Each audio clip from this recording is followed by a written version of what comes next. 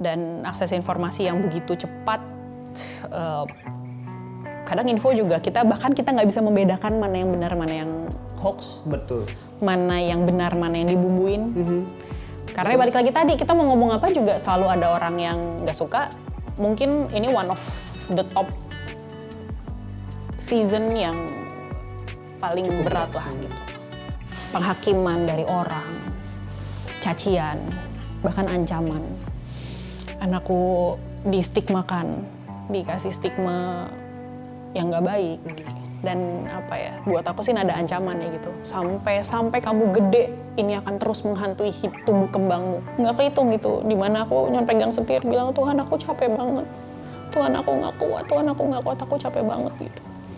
Aku bilang kayak, Tuhan ini kayaknya kekuatan terakhir aku untuk berdoa.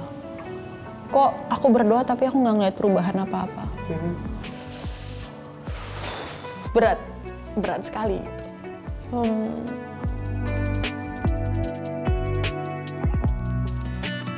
Sahabat Solusi, hari ini kita akan ngobrol dengan seseorang yang mungkin Sahabat Solusi sudah cukup banyak kenal.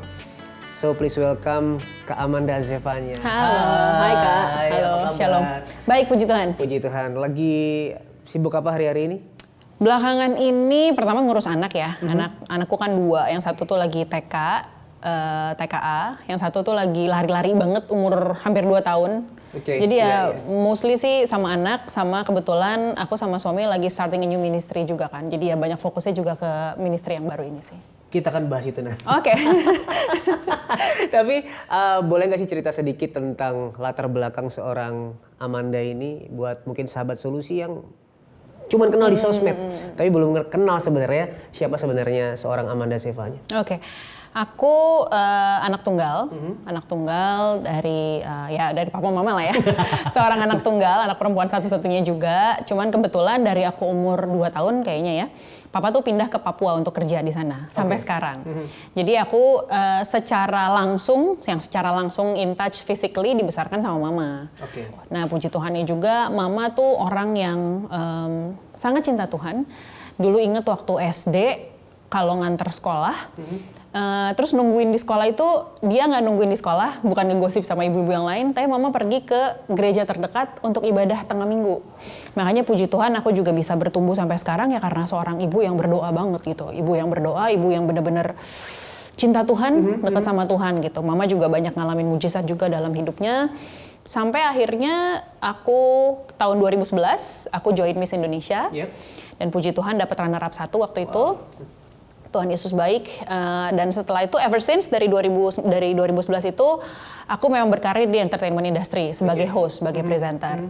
Terus berlanjut, puji Tuhan 2013 dipercaya nge-host Miss World, taraf internasional, broadcasted ke 180 negara waktu itu.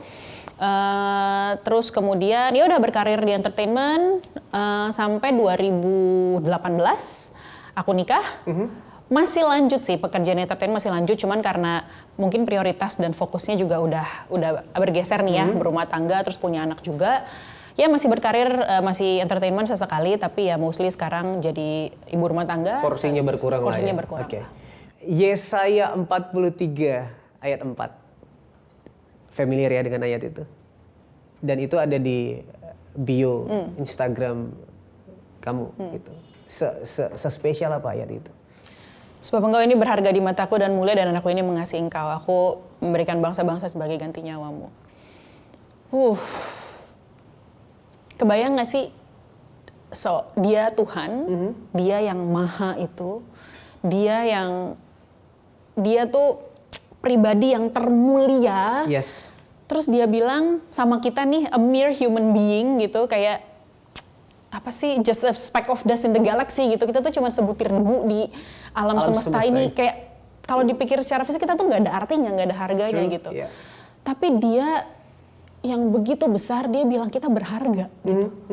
Itu change my life sih. Ayat itu change my life gitu. Aku pernah punya isu kan dengan gambar diri lah gitu. Ngerasa nggak berharga, ngerasa berbeda, ngerasa dilepehin sama orang gitu. Tapi ketika ayat itu bilang aku ini berharga, engkau ini berharga di mataku dan mulia, dan aku ini mengasihi engkau, kayak ya kalau orang menganggap aku nggak berharga, tapi dia yang serba segala-galanya itu bilang aku berharga dan mulia, dan dia mengasihi aku gitu. Dan memang penting banget untuk mengerti siapa dia dan siapa kita di dalam dia, dalam Tuhan. Itu akan membuat apapun lah itu nggak akan mempengaruhi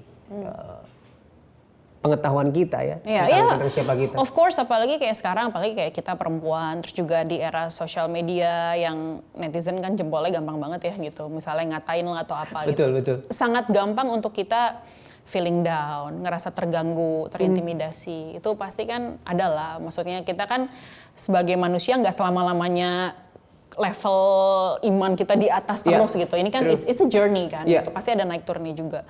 Tapi ketika kadang turun, tapi Tuhan ingetin lagi sama, lo tuh berharga buat gue, lo tuh mulia buat gue, dan gue mengasihi lo. Yaitu slowly but surely it lifts me up lah. Wow. Seorang Amanda ini tadinya kan berkarya di bidang modeling bisa dibilang atau entertainment gitu ya, dan menikah dengan seorang hamba Tuhan, menikah dengan seorang pendeta. Menjadi istri pendeta itu bukan hal yang mudah, terutama di zaman sosial media seperti sekarang. Seperti kata kamu tadi kan, orang gampang banget jempolnya buat ketik apapun. Tentu ada tuntutan tersendiri dari jemaat, dari orang-orang yang mungkin bahkan nggak kenal ya, cuman lihat di sosial media. Iya banget lagi. Ada tuntutan istri pendeta harus begini, istri pendeta harus A, B, C, D. Terus ada kalanya kita nggak seperti itu. Bagaimana cara kamu cope dengan itu? Tuntutan iya pasti ada, karena kan setiap orang juga punya standarnya beda-beda kan ya. Betul. Ya aku sih lebih kepada yang penting aku tahu hidupku, aku tahu keluargaku tahu hidupku, Tuhan tahu hidupku. Itu aja sih gitu. Jujur awal-awal sih terganggu ya Kak. Itu dia. Awal-awal terganggu gitu. Cuman dari tuntutan-tuntutan itu ya aku berusaha untuk menempatkan diri, menyesuaikan diri dengan kebutuhan jemaat, kebutuhan gereja. Tapi pada akhirnya aku hanya bisa melakukan apa yang aku mampu. Yeah. Aku nggak bisa melakukan apa yang aku nggak mampu gitu. Apa yang aku nggak mampu dan aku nggak nyaman. Aku melakukan apa yang aku bisa dan aku nyaman lakukannya. Lepas dari itu ya sudah, aku nggak bisa kontrol orang. Dan biasanya nih keluarga pendeta itu kan harus punya image yang bagus. Kayaknya boleh sambil diminum kan? Oh boleh, silakan. Harus punya image yang bagus orang-orang ya, menurut pandangan orang-orang. Keluarga pendeta itu ya harusnya baik-baik, harusnya harmonis, harusnya tidak ada konflik yang padahal tidak mungkin gitu. Ngerasain gak sih maksudnya bagaimana orang-orang memandang seharusnya image keluarga pendeta seperti ini, dan ternyata di dalam kehidupan juga ternyata menjadi istri pendeta ada konflik juga loh di rumah gitu. Ya sama memang, kita masih darah dan daging kan. Kita kan pendeta kan gak hari Minggu turun dari langit terus selesai khotbah balik lagi ke langit kan, enggak gitu. Kita masih darah dan daging, masih punya emosi, punya ego dan lain-lain gitu.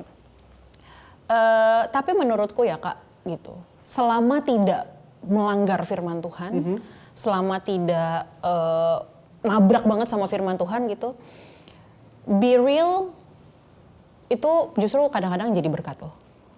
Bahwa ternyata gini, kalau menurut aku ketika kita bisa real, kita jadi real apa adanya kepada jemaat, kepada orang-orang yang dipercayakan Tuhan untuk kita layani, mereka dari pengalamanku ya, mereka lebih berpengharapan karena mereka tahu bahwa they're not alone.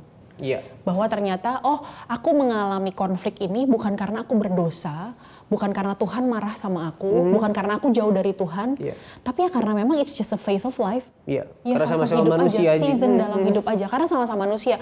Pendeta gue juga mengalami A, B, C, D, E gitu. Misalnya aku nggak bilang ini, aku nggak tarik ini bahwa ke dalam kehidupan rumah tangga aku. Misalnya. Contoh Misalnya ada pendeta yang misalnya struggle dalam kesehatan misalnya. Terus kemudian ada jemaatnya bilang, oh si pendeta ini sakit. Ya bukan berarti sama berdosa gitu. Tapi ya karena ya kita masih darah dan daging. Kita masih darah dan daging. Justru kalau menurut aku dan dari pengalamanku gitu melayani jemaat. Kadang ketika kita cerita sama, oh saya juga pernah sakit waktu itu. Tapi Tuhan pulihkan saya, Tuhan sembuhkan saya. Jemaat malah berpikir, oh berarti kalau Tuhan bisa tolong pendeta saya, Tuhan juga bisa tolong saya. Karena bukankah itu seharusnya tugas seorang hamba Tuhan ya gitu. Bahwa memperkenalkan bahwa Tuhan yang itu Tuhan yang pernah tolong saya, Tuhan yang sama juga akan tolong kamu. Bahwa real aja gitu. Saya juga manusia, saya juga punya masalah, saya juga punya masa lalu, saya juga punya kegagalan dalam hidup. Betul. Tapi saya bisa bangkit karena apa? Karena Tuhan. Jadi buat jemaat yang mungkin dalam fase dia lagi terintimidasi sama masa lalunya, atau mungkin dia sedang jatuh, sedang gagal, bisnisnya lagi gagal, tapi ketika kita bisa open up ourselves, be real sama mereka, bilang kayak, ya gue juga ngalamin konflik gitu. Mereka punya pengharapan. Ketimbang yang sepertinya perfectly there, padahal perfectly there gitu, jadi kayaknya kayak ya wajar lah gue begini, pendeta gue kan, makanya pendeta ditolong ya, makanya Tuhan tolong dia karena dia kan pendeta, dia kan hamba Tuhan ya, mungkin gue jauh dari Tuhan, gue berdosa gitu. Jadi buat aku sih satu yang dalam pelayanan aku sama Pastor Gideon, kita selalu berusaha untuk real, real apa adanya gitu, kayak ya you get what you see gitu. Oke, dan menurutku itulah yang Tuhan lakukan ketika dia datang ke dunia sih, karena dia merasakan apa yang kita rasakan dia. Sehingga ketika kita mengalami misal depresi, kita pun bisa berkata, oh engkau juga mengalami itu. Ketika engkau di Taman Getsemani, engkau sangat stres, sangat ketakutan. Ketika Yesus dengar Lazarus mati, dia sedih, menangis. Ayatnya he wept, dia menangis, Yesus menangis gitu. Oh, Yesus juga bisa ngerasain kesedihan ketika sahabatnya, orang yang dia kasihi pergi meninggal dunia gitu.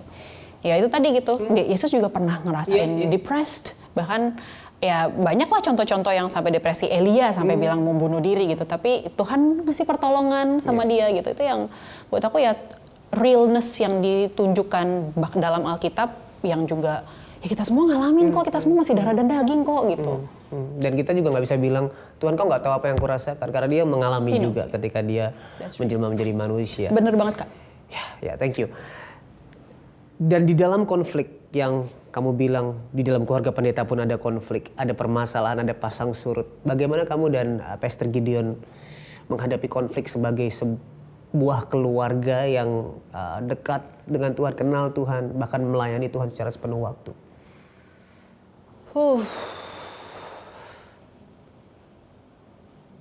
Nggak gampang ya Kak, gitu. Nggak gampang. Apalagi ya balik lagi tadi gitu. Kita nih mungkin kalau zamannya di Alkitab dulu ya akses informasi mungkin ya nggak seterbuka sekarang gitu. Iya, sekarang banyak sekali lampu sorot. Sangat. Lampu sorotnya bukan kayak gitu tuh. Lampu sorotnya di situ tuh. Di situ. Lampu sorotnya di situ tuh, yang semua orang pegang, yang semua orang punya gitu. Dan akses informasi yang begitu cepat. Kadang info juga kita nggak bisa membedakan mana yang benar, mana yang hoax. Betul. Mana yang benar, mana yang dibumbuin. Mana yang benar. Dan kita juga kadang ya karena kita dalam sorotan juga, dalam spotlight, jadi kita juga kadang nggak bisa banyak omong. Karena balik lagi tadi, kita mau ngomong apa juga selalu ada orang yang nggak suka, selalu ada orang yang support. Jadi ya it's just a waste of time lah gitu. Menghadapinya, yang pertama adalah kita sebagai keluarga harus satu hati. Oke, kembali lagi satu hati. Satu hati dulu, jangan sampai kalau ada konflik dari luar, malah dalamnya juga berkonflik. Oke. Hancur udah. Udah luar dalam serangannya. Iya. Tapi justru ketika ada konflik dari luar, ya di dalam harus kuat.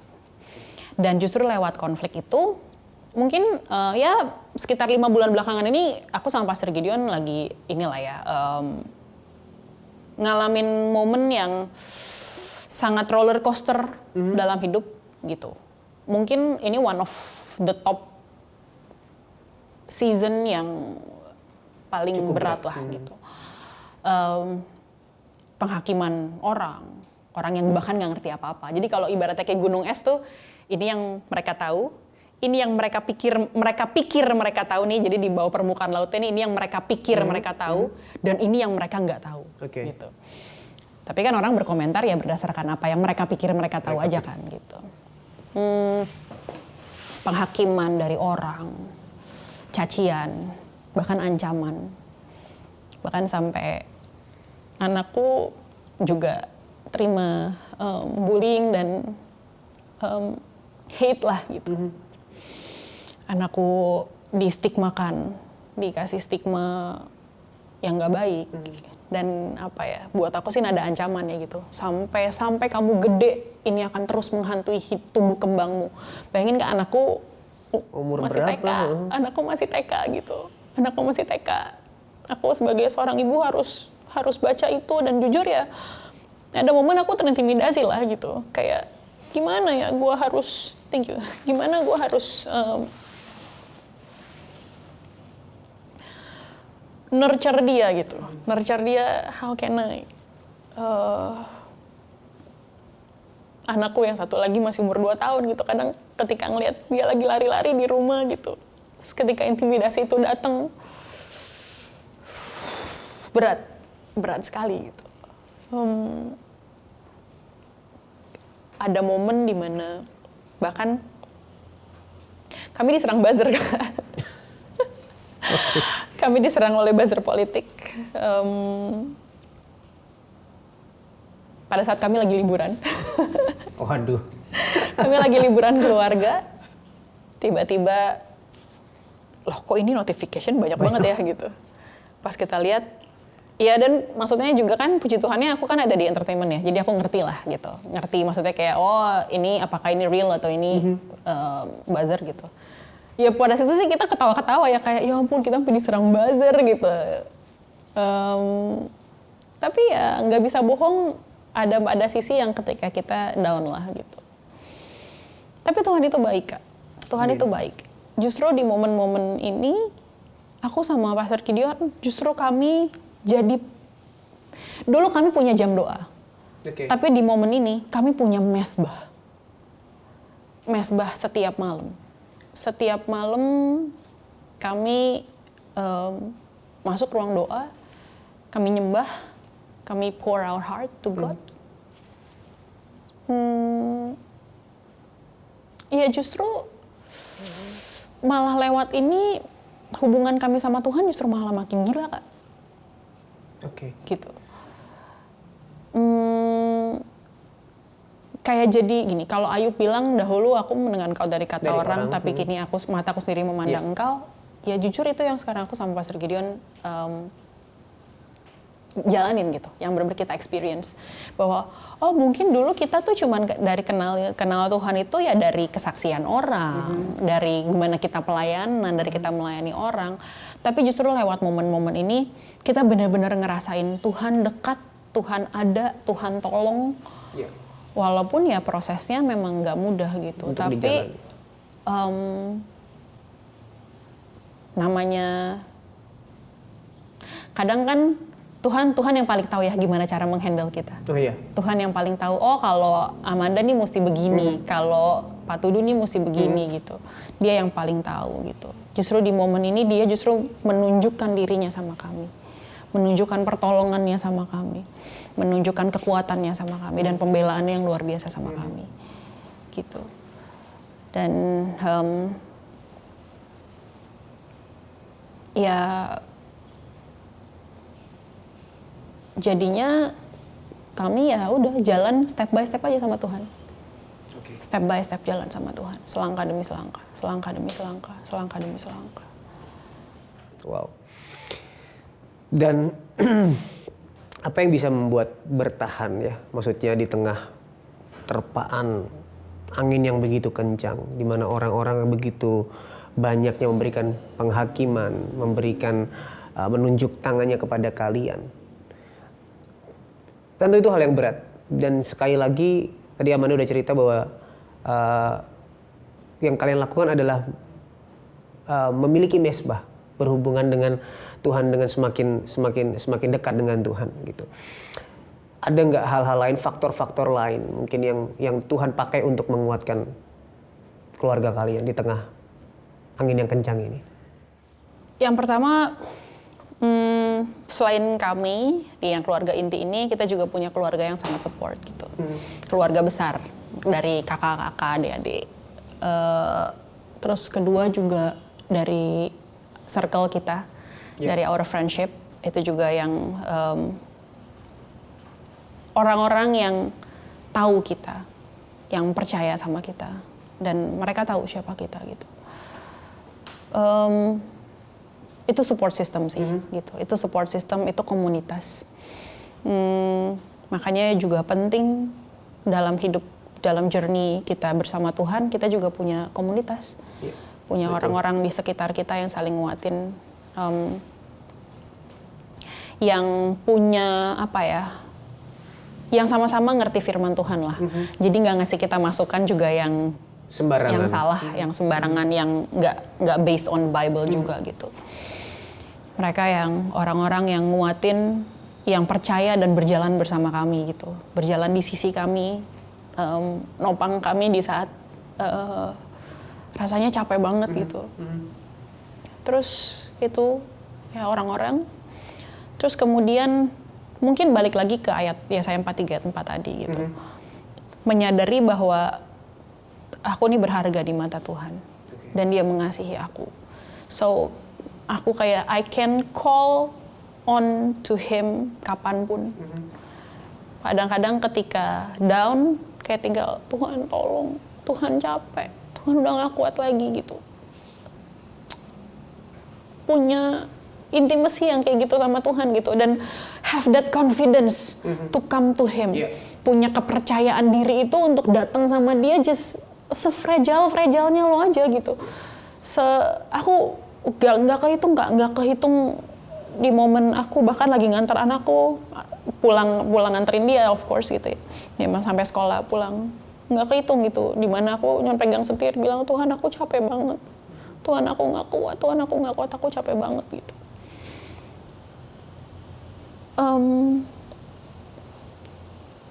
Ya menurutku dengan kita punya keyakinan dan confidence itu bahwa Tuhan dekat, Tuhan sayang, dan Tuhan mengasihi, so kita bisa datang sama Dia tuh kapan aja gitu. Dan ketika kita datang sama Dia kan kekuatannya dicurahkan sama kita kan. Dia kasih rohnya sama kita, rohnya bicara sama kita, rohnya ingetin kita bahwa rohnya kembali makanya dibilang meditate on God's word kan, renungkanlah firman-Nya gitu. Renungan kan menurut aku nggak semata-mata kita baca terus kita iniin, tapi kan ketika merenungkan itu ketika kita any moment, any circumstance, kita kembali recite firman-Nya gitu, kita ucapkan kembali firman-Nya, kita bilang, Kau yang pegang aku dengan tangan kananmu, Kau memberiku kemenangan, terus datanglah kepadaku yang letih lesu dan berbeban berat, aku akan memberikan kelegaan kepadamu. Ketika firman itu, ketika Roh Kudusnya ngomong sama kita, ingetin firman itu yang jadi kekuatan buat kita. Apalagi sih Kak gitu. Ketika roh kita lemah, dari mana kita dapat kekuatan rohnya? Ya dari Roh Kudus itu sendiri gitu. Bahkan aku ngalamin itu ya Kak. Ini aku baru pernah 1 kali cerita di ministry kita. Ini aku nggak pernah cerita ini, aku cuma cerita waktu itu sharing sama suamiku, terus cerita ke beberapa keluarga dekat banget, bahkan ke teman-temanku dekat, itu mereka juga baru denger ketika aku sampein ini di women ministry kami. Ada satu momen Kak, di mana aku udah bener-bener nggak bisa berdoa lagi. Aku bilang kayak, Tuhan ini kayaknya kekuatan terakhir aku untuk berdoa. Kok aku berdoa tapi aku nggak ngeliat perubahan apa-apa. Engkau katanya bilang kasih kemenangan, tapi kok enggak. Aku recite Daud yang bilang, berapa lama lagi Tuhan? Itu berapa lama lagi gitu, berapa lama lagi Tuhan, sampai kapan ini berakhir, sampai kapan ini berakhir. Sampai satu momen aku doa, aku masuk ruang doa, aku cuman bilang, Tuhan ini kayak kekuatan terakhir aku buat berdoa. Mungkin besok aku udah gak bisa doa lagi. Karena aku udah nggak kecewa sama Tuhan, tapi aku udah nggak punya tenaga Kak. Aku udah nggak punya kekuatan lagi buat doa. Kayaknya mau ngomong apa juga udah nggak tahu mau ngomong apa. Kayak udah semua aku omongin deh sama Tuhan gitu. Kayak tiap hari doaku sama loh Tuhan. tiap hari yang aku ngomongin tuh sama, hal yang sama, aku nggak berubah, doaku sama tiap hari. Gitu, aku udah nggak punya kekuatan lagi, aku udah nggak punya tenaga lagi buat doa gitu. Terus sampai aku baca firman, baca renungan, bilang, iya karena kamu udah ngomong terus sama Tuhan. Kapan kamu mau denger Tuhan ngomong? Iya. Ya kamu capek orang kamu terus yang ngomong. Iya. Iya. Ya capek kamu terus yang ngomong soalnya. Aku mau ngomong sama kamu ngomong terus. Terus aku bilang kamu capek. Ya aku mau ngomong sama kamu. And abis itu aku bilang, oke God. Oke. Aku rendahin diriku. Tuhan mau ngomong apa? Talk to me, speak to me, I'm ready to listen. I humble myself to listen to you. Dan ini satu pengalaman yang spiritual dan sangat personal buat aku, Kak. Aku sampai catet di notes handphoneku karena aku nggak mau lupain momen ini. Aku tidur. Aku lagi mimpi. Aku lagi mimpi, aku sama Pastor Gideon menuju satu tempat dengan kecepatan tinggi, dengan kenceng, kita ngebut di jalan tol. Terus ada orang yang berusaha untuk nahan langkah kami gitu. Ada orang yang berusaha nahan langkah kami. Tapi kami ngebut di jalan tol, orang ini ngejar dari belakang. Di tengah-tengah mimpi itu, tiba-tiba jadi kami tuh tidur gini karena anakku yang gede tuh tidur sama papanya di kasur atas karena ranjang kami cukup tinggi. Aku sama anakku yang umur 2 tahun kita tidur di kasur bawah karena dia lasak banget. Kalau ini bisa ngeguling kemana-mana tahu. Jadi kita di kasur bawah. Tiba-tiba anakku yang udah umur 5,5 tahun ini yang tidurnya udah nggak lasak, tiba-tiba jatuh dari tempat tidur. Tempat tidurnya cukup tinggi, mungkin segini ada kali. Buak, jatuh jam 3 pagi. Jam 3 pagi itu jam-jam di mana Tuhan sering bangunin aku untuk doa. Gitu. Tiba-tiba anakku jatuh, dia nangis. Aku panikan, aku gendong, aku cek responsnya. Kan kita tahu kalau anak jatuh katanya cek responsnya, lihat nggak, bisa matanya lihat nggak. Aku dengar mama nggak gitu. Oh, tapi sakit. Oh, oke, aman. Terus karena abangnya nangis, adanya jadi kayak keganggu, berisik nih, keganggu. Akhirnya Pastor Gideon bilang, udah kamu jagain yang kecil, aku urus yang gede gitu. Terus kita pasang inilah, taruh bantal di pinggir gitu, di pinggir tempat tidur. Terus aku sambil peluk anakku yang kecil, sampai dia tertidur lagi. Aku tanya sama Tuhan, Tuhan kenapa? Ada apa kok? Di momen aku lagi berat, soalnya aku jatuh gitu kayak, apa sih Tuhan, ini ada apa sih gitu? Tuhan tuh mau ngomong apa sama aku, mau kasih tau apa sama aku gitu. Terus di momen itu, ini, mungkin banyak orang nggak percaya, tapi it's real Kak, it's very real. Aku denger Tuhan ngomong, mungkin bukan denger audible ya, kayak bukan denger yang ngomong gitu, enggak. Tapi ini jelas sangat nyata, sangat jelas. Tuhan bilang sama aku Matius 7:11.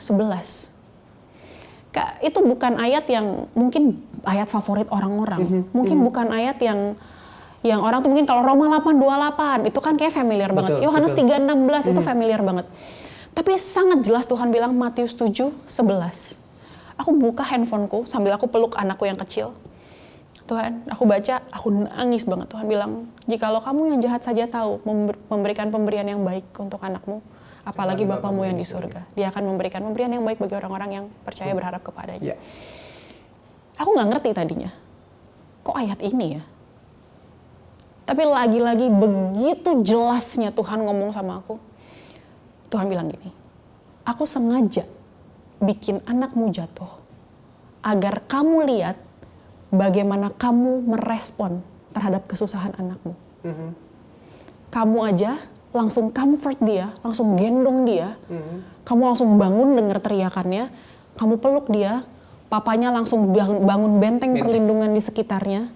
Anakmu yang kecil ngerasa nggak nyaman, kamu langsung peluk buat dia nyaman dan kembali dia rest. Apalagi aku. Wow. That was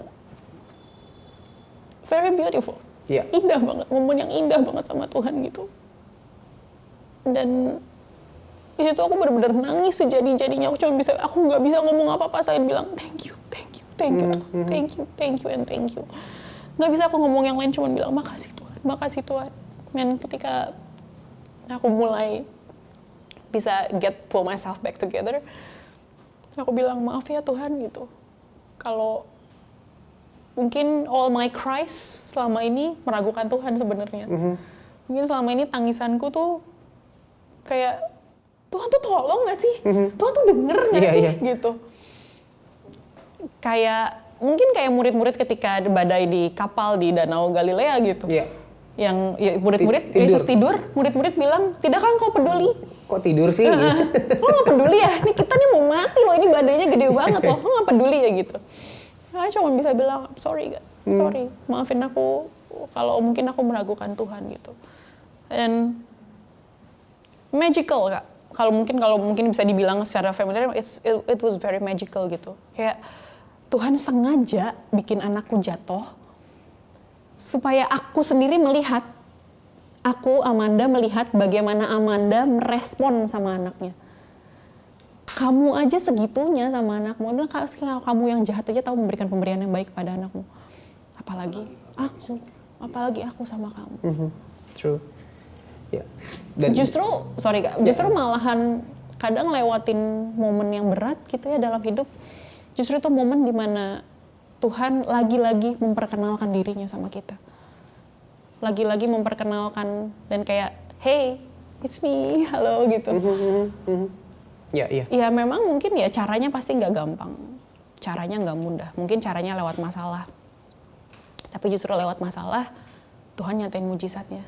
Gimana Tuhan nyatain mujizat kalau nggak ada sesuatu hal yang keren yang bisa dia lakuin kan? Menurut aku it's not mujizat gitu.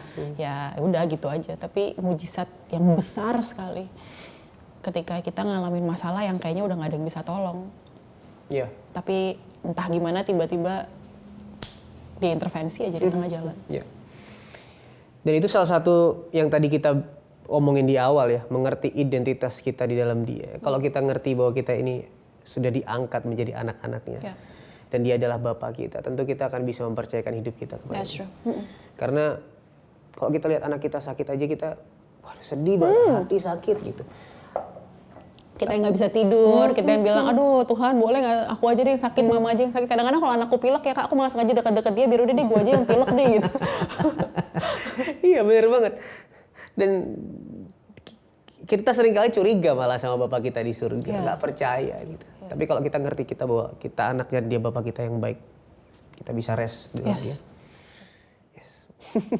Nggak gampang sih Kak. Itu butuh Roh Kudus sih untuk sampai untuk bisa rest aja menurut aku butuh Roh Kudus sih.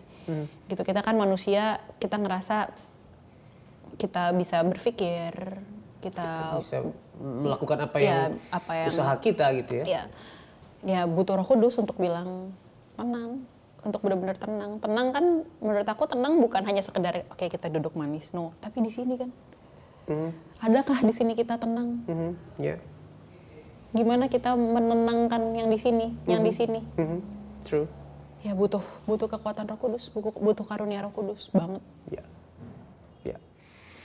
Kita semua berdoa ya buat keluarga Pastor Gideon dan Amanda juga anak-anak supaya Tuhan terus yang pimpin, Tuhan terus yang kuatkan dan berikan sukacita, damai melewati apapun itu. Kita ngomongin yang lagi fresh-freshnya. Kerinduanku Ministry. Itu kan sangat fresh. Dari kapan itu? Kira-kira? Belum lama kan ya? Belum lama. Awal April kali ya? Awal April, baru ya sebulan lebih lah ya? Baru sebulan lebih. Jadi itu persekutuan doa, gereja, or?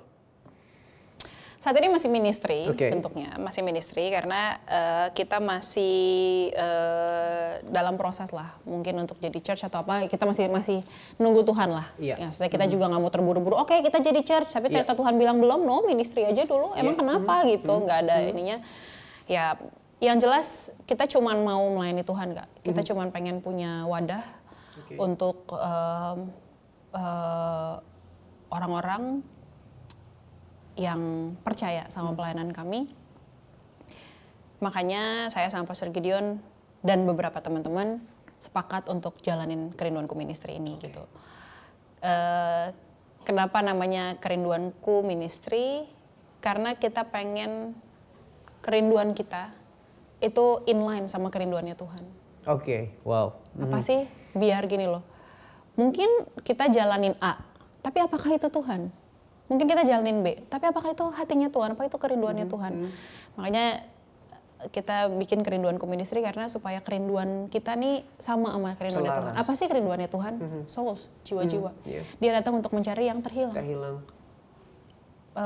Makanya di awal kita bilang home for the outcast, rumah untuk orang-orang yang di outcast, yang nggak dianggap, yang mungkin bukan hanya nggak dianggap sama dunia, tapi dia sendiri nggak menganggap dirinya gitu. Mungkin dia sendiri nggak percaya sama dirinya, dia sendiri nggak percaya bahwa dia disayang, dia sendiri nggak percaya bahwa kegagalannya bisa Tuhan ubah jadi kemenangan di hari depan. Buat orang-orang yang mungkin nggak percaya, yang mungkin ngerasa masa lalu gue udah terlalu hancur kak, udah terlalu ngaco, udah terlalu hitam. Buat orang-orang yang nggak percaya bahwa ya dia bisa cuci kamu bersih dan dia masih mau pakai kamu gitu. Bukan, dan menurut aku itu nggak terbatas sama anak-anak muda aja ya kak. Banyak orang-orang tua yang juga sebenarnya merasakan itu semua. Iya, merasakan itu semua gitu. Mungkin merasa gagal di keluarganya, mungkin merasa gagal di bisnisnya, mungkin merasa ditolak sama keluarganya. Kayak perasaan itu buat aku nggak hanya jadi isunya anak-anak muda gitu, tapi dari semua orang yang masih hidup di dunia ini, mereka pasti ada momen di mana mereka ngerasa gagal, ngerasa nggak berharga, ngerasa dibuang, ditolak gitu. Oke, planning buat baik kerinduanku ministry maupun mungkin ministry lain yang mau dijalankan, ada nggak yang masih rindu untuk dijalankan atau visi yang yang mau dicapai di dalam kerinduanku ministry gitu? Yang pertama itu tadi ya, soalnya kan itu. Terus yang kedua, kita tuh pengen banget bangun women ministry. Kenapa gitu. itu? Karena balik lagi kayak tadi kita bahas di awal, perempuan itu punya peran besar sebenarnya.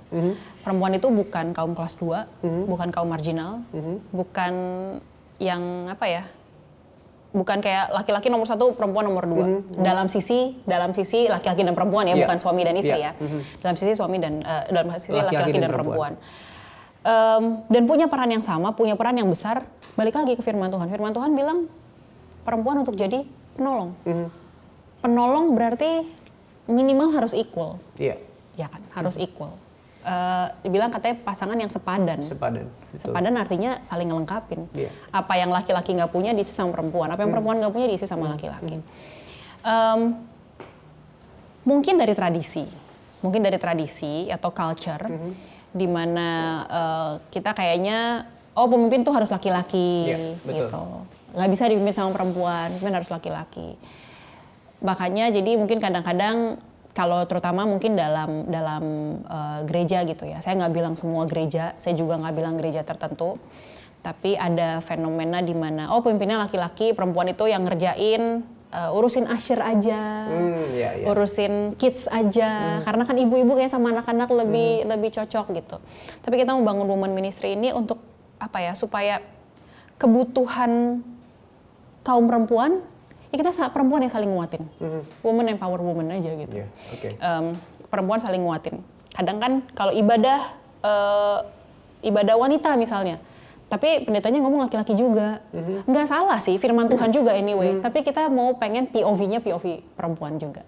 Biar lebih relate. Kalau misalnya konseling juga perempuan sama perempuan lebih bisa relate. Betul. Lebih bisa ini dan of course dalam konseling perempuan sama perempuan lebih aman, lebih baik lah, lebih elok lah, lebih elok dan lebih bijak ketimbang laki-laki konseling sama perempuan konseling sama laki-laki. Lebih elok kalau perempuan-perempuan ini punya komunitas, punya fasilitas. Dan kalau kita lihat juga, ini kalau dari kita ya, ini dari pelayanan yang selama ini kami jalanin, banyak yang butuh konseling itu justru ibu-ibu dan perempuan. Ya.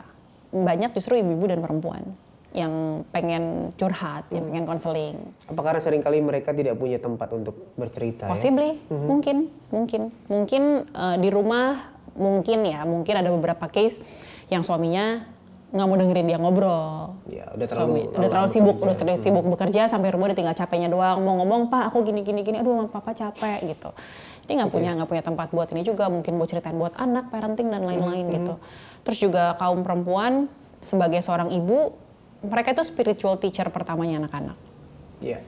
of course orang tua pastinya, pastinya orang tua papa dan mama pastinya itu harus kewajiban. Cuman kan kita juga nggak bisa menafikan fakta bahwa memang dalam masyarakat yang lebih banyak hands on sama anak-anak adalah ibunya.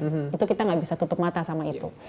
Jadi ya bagaimana para ibu ini bisa nurture anak-anaknya di dalam Tuhan kalau ibunya sendiri troubled atau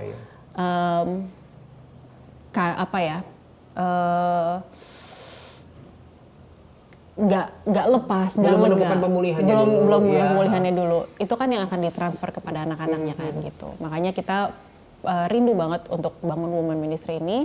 Terus kemudian sama Children's Ministry of course karena anak-anak tuh masa depan gereja loh. Iya. Gitu. Kita nggak bisa ngomong gereja hanya dalam masa 1-2 tahun ini kan gitu. Tapi bagaimana nama Yesus tetap ada di muka bumi ini bahkan ketika kita udah nggak ada nanti. 30 tahun lagi nanti mungkin ketika kita udah nggak bisa khotbah, udah nggak bisa pelayanan, siapa yang nerusin pelayanan? Saya nggak bilang nerusin gereja, tapi nerusin pelayanan menyebar mengabarkan Injil, mengabarkan Yesus itu kepada siapa? Kepada anak-anak.